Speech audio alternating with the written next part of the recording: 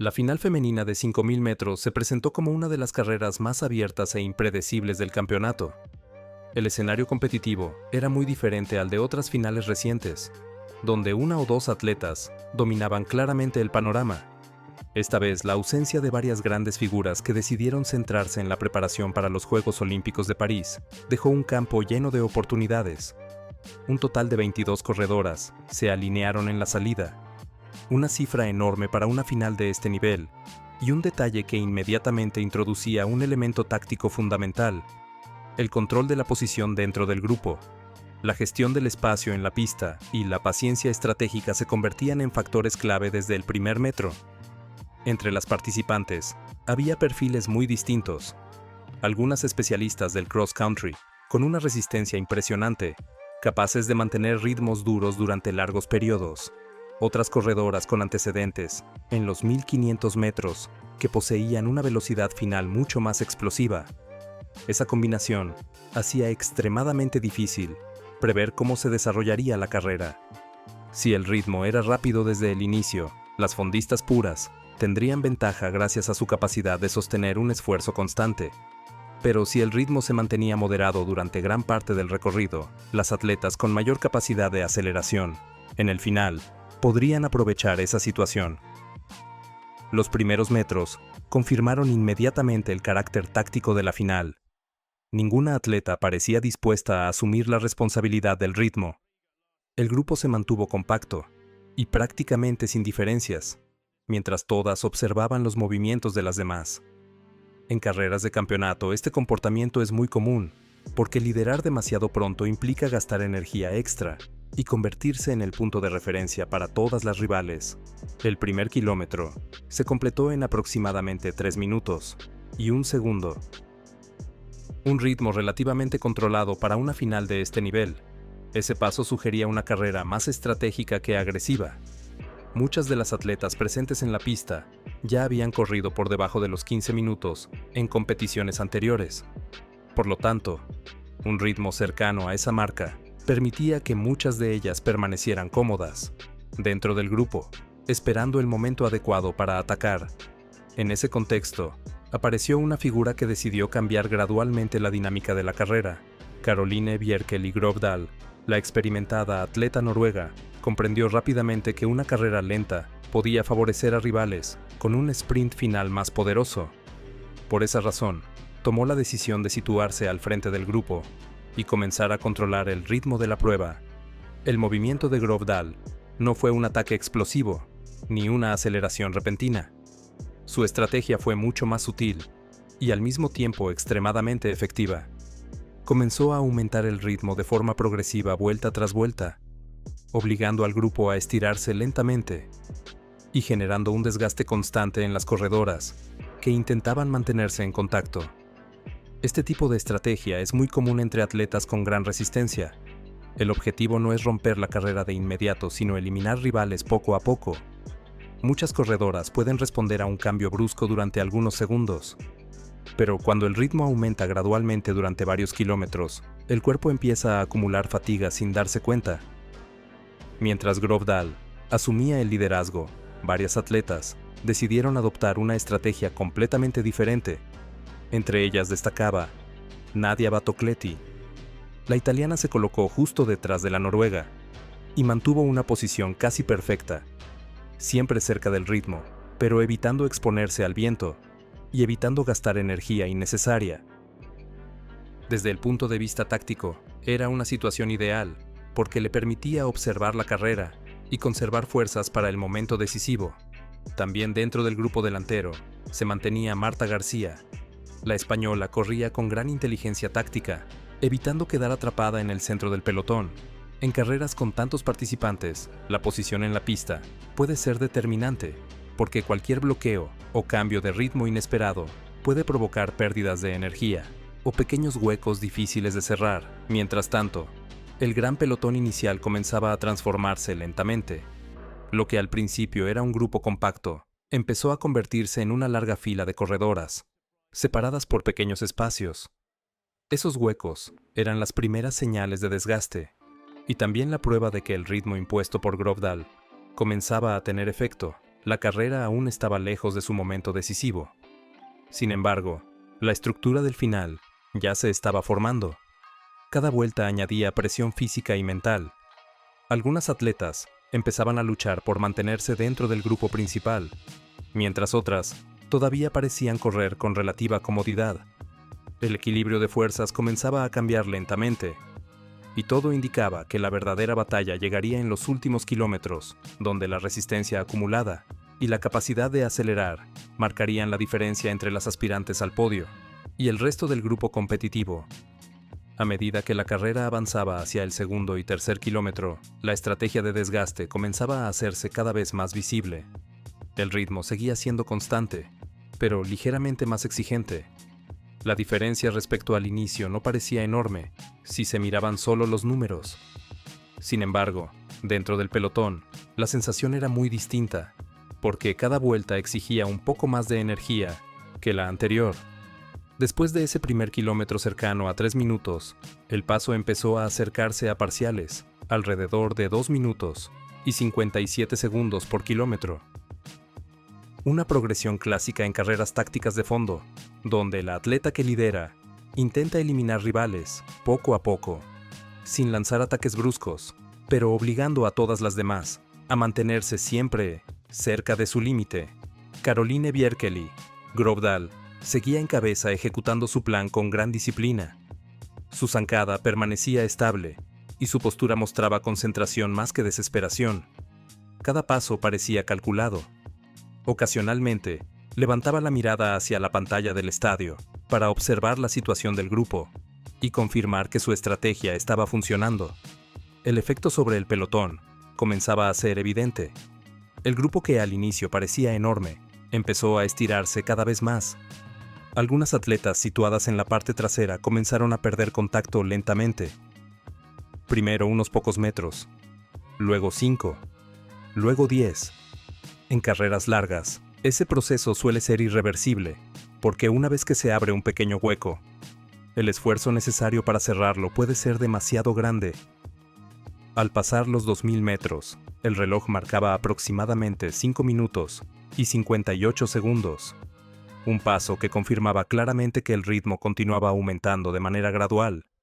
Ese tipo de progresión obliga a cada atleta a tomar decisiones importantes. Algunas intentan mantenerse cerca del frente del grupo y gastan energía extra. Otras prefieren correr con más cautela, pero arriesgan quedarse demasiado lejos cuando llega el momento decisivo. Mientras tanto, Nadia Battocletti continuaba mostrando una ejecución táctica casi perfecta. La italiana permanecía justo detrás de la líder, manteniendo una distancia mínima que le permitía reaccionar inmediatamente ante cualquier cambio de ritmo. Al mismo tiempo, evitaba asumir el trabajo de marcar el paso. Una estrategia muy inteligente en carreras de campeonato, donde conservar energía puede ser la diferencia entre ganar y perder.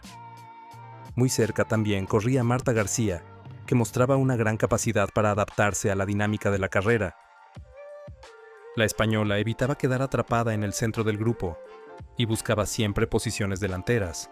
En un pelotón con tantas corredoras, ese detalle puede resultar decisivo, porque cualquier bloqueo en el momento equivocado puede significar perder contacto con las líderes. Mientras el ritmo continuaba aumentando, varias corredoras empezaban a mostrar señales claras de sufrimiento. Algunas respiraciones se volvían más profundas, las zancadas ligeramente más pesadas. El desgaste acumulado comenzaba a hacer su trabajo, incluso sin ataques violentos. El gran grupo inicial ya se había reducido considerablemente. Lo que antes era un pelotón de más de 20 atletas se transformó en un grupo delantero mucho más selecto de aproximadamente 8 corredoras, todas ellas todavía con aspiraciones reales de luchar por las medallas. Cuando la carrera alcanzó los 3000 metros, el cronómetro marcaba aproximadamente 8 minutos y 55 segundos, confirmando otro kilómetro cercano a 2 minutos y 57 segundos. El patrón de la carrera se volvía cada vez más claro. Grovdal estaba construyendo una carrera basada en resistencia y desgaste progresivo. Este tipo de desarrollo suele favorecer a las atletas con gran capacidad aeróbica, pero también crea una situación interesante en el final, porque aquellas corredoras que logran mantenerse cerca del frente Sin gastar demasiada energía, pueden llegar al último kilómetro con reservas importantes. En ese momento, la tensión dentro del grupo delantero empezaba a aumentar. Ninguna atleta quería tomar la iniciativa, pero todas sabían que el momento decisivo se acercaba rápidamente. Cada una observaba a las demás, intentando detectar señales de debilidad o cansancio. La pregunta ya no era quién podría seguir el ritmo de la líder. La verdadera incógnita era quién tendría suficiente energía para lanzar un ataque cuando comenzaran las últimas vueltas. Porque en las finales de 5000 metros, muchas veces, todo se decide en los últimos 400 o 200 metros, donde la velocidad final se vuelve determinante. Y en esta carrera, esa fase crítica estaba cada vez más cerca. El desgaste acumulado durante los primeros 3 kilómetros empezaba a preparar el terreno para un desenlace explosivo, donde solo las corredoras más fuertes y más inteligentes tácticamente podrían aspirar a la victoria. Cuando la carrera entró en el cuarto kilómetro, la dinámica de la final ya había cambiado por completo. Lo que al principio era un pelotón numeroso, ahora se había transformado en un grupo mucho más selectivo, donde solo unas pocas atletas seguían luchando por las medallas. El trabajo constante de Caroline Bjerkel y Grovdal comenzaba a tener un impacto claro en la estructura de la carrera. El ritmo continuaba aumentando de forma gradual. Los parciales mostraban una progresión muy clara. Primero alrededor de 3 minutos en el primer kilómetro, luego cerca de 2 minutos y 57 segundos en los siguientes tramos, y ahora incluso ligeramente más rápido en algunos momentos. Esa aceleración progresiva es una estrategia clásica en carreras de fondo, porque obliga a las rivales a correr siempre cerca de su límite. Dentro del grupo delantero, comenzaban a aparecer pequeños huecos. Al principio eran distancias muy cortas, que se cerraban rápidamente. Sin embargo, cada vez que una atleta tenía que acelerar para recuperar posición, gastaba energía adicional. En una carrera que ya superaba los 12 minutos de esfuerzo continuo, ese tipo de esfuerzos podía convertirse en un problema enorme en el final. Grovdal seguía liderando con determinación. Su estilo de carrera mostraba concentración absoluta. Los brazos se movían con ritmo constante, y su zancada mantenía una cadencia firme. No había movimientos innecesarios ni cambios bruscos de ritmo. Todo formaba parte de un plan claro, diseñado para desgastar a sus rivales antes del sprint final. Detrás de ella, continuaba apareciendo la figura de Nadia Battocletti. La italiana seguía exactamente en la posición ideal, ligeramente detrás del hombro de la noruega, lo suficientemente cerca para responder a cualquier aceleración, pero evitando asumir el desgaste del viento y del liderazgo. Desde el punto de vista táctico, su carrera estaba siendo prácticamente perfecta. También se mantenía en el grupo Marta García, que demostraba una gran capacidad de resistencia frente al ritmo creciente. La española luchaba por conservar contacto con las dos atletas, que parecían marcar el ritmo de la final. Cada vuelta representaba una prueba más exigente, y aún así, seguía dentro de la pelea. A medida que el reloj se acercaba a los 4000 metros, el grupo delantero se redujo todavía más. Algunas corredoras que habían resistido hasta ese momento comenzaron finalmente a perder contacto. Primero unos pocos metros y luego distancias mayores, que ya no podían recuperar. El paso por los 4000 metros confirmó que la carrera se dirigía hacia un tiempo final muy competitivo cercano a 14 minutos y medio. Una marca considerable para una final de campeonato, donde el ritmo no había sido extremadamente rápido desde el inicio, sino progresivamente más exigente. En ese momento, la tensión dentro del grupo principal era evidente. Todas las atletas sabían que el desenlace estaba cerca.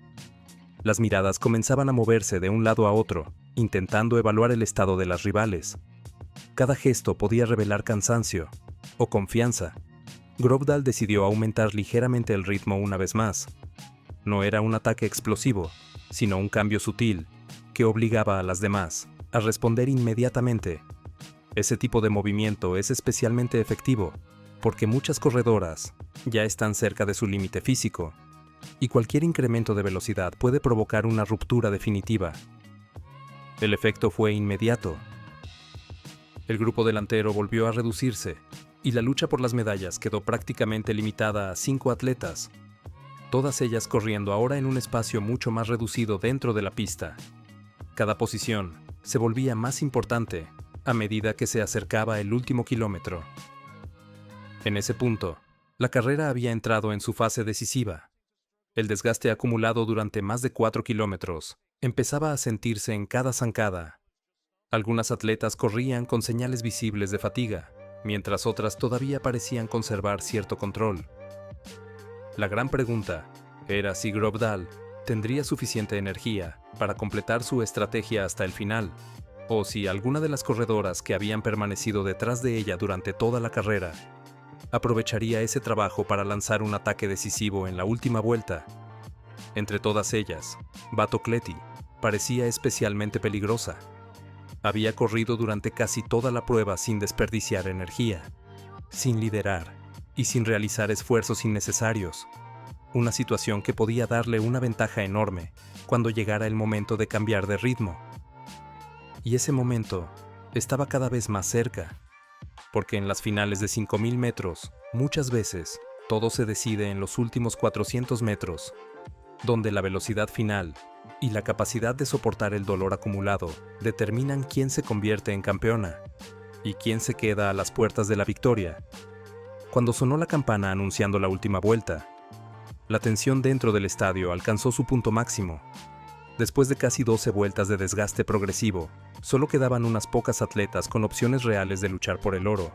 El grupo que durante gran parte de la carrera había seguido el ritmo impuesto por Caroline Bjerkeli, Grovdal, ahora estaba reducido a un pequeño grupo donde cada movimiento podía decidir el resultado final.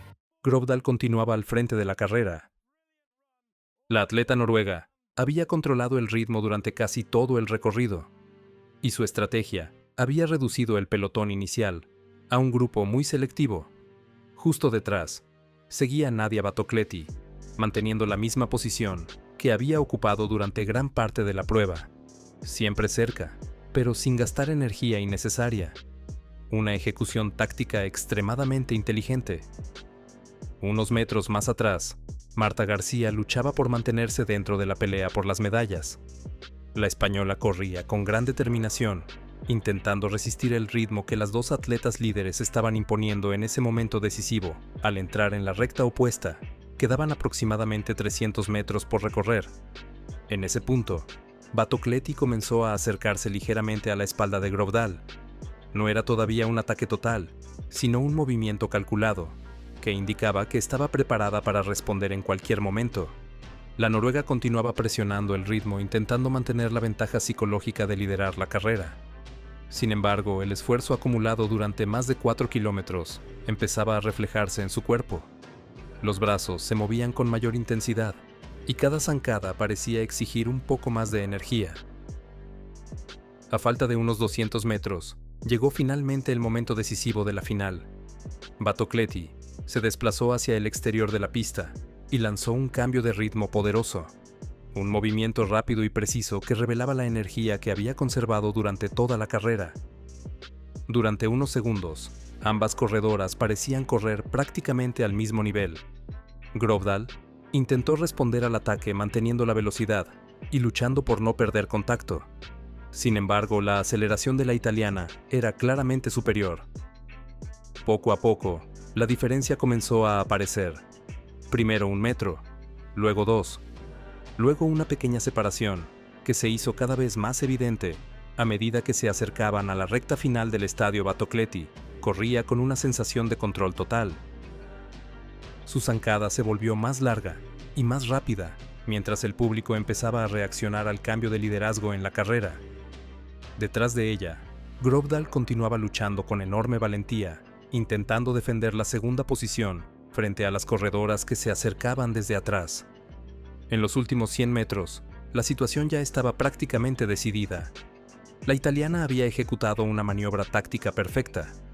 Durante casi toda la carrera, permaneció paciente siguiendo el ritmo sin desperdiciar energía y esperando exactamente el momento adecuado para lanzar su ataque.